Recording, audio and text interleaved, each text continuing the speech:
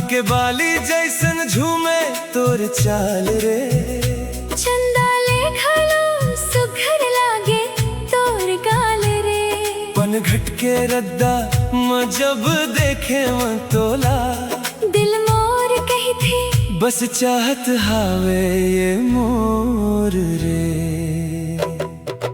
काबर मोला ऐसने चोरी चोरी देख थस, मोर हसीला देख के काबर ते बहक थस। मोर गली में आवत हस रोज बहाना बना के, सच सच बताना का दिल दे डारे हंस मोला। धीरे धीरे आवत हस सपना बन के, मोर मन के आंगन में चांदनी बन के।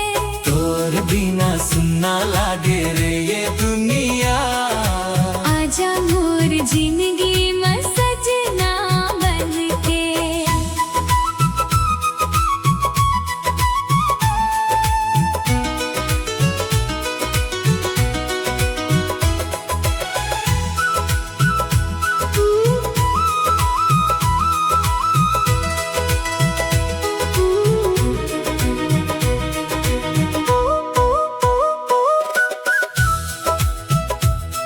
बरसात के बूंद जैसन हंसी तोर झरे, देख के तोला दिल मोर धीरे धीरे मरे।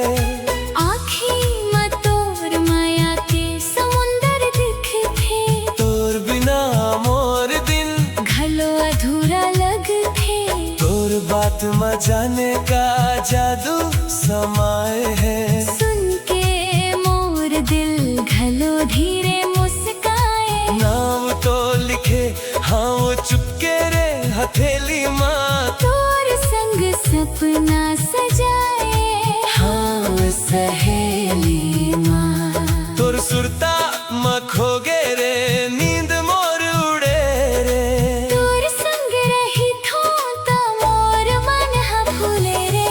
धीरे धीरे आवत हस सपना बन के, मोर मन के आंगन में चांदनी बन के। तोर बिना सुनना लागे रे ये दुनिया, आजा मोर जिंदगी में सजना बन के। तोर माया मोर सास बन गे, तोर संग मोर दुनिया सज गे। जन्म जन्म तक संग रही वो दिल की डोरी अब जुड़ गे।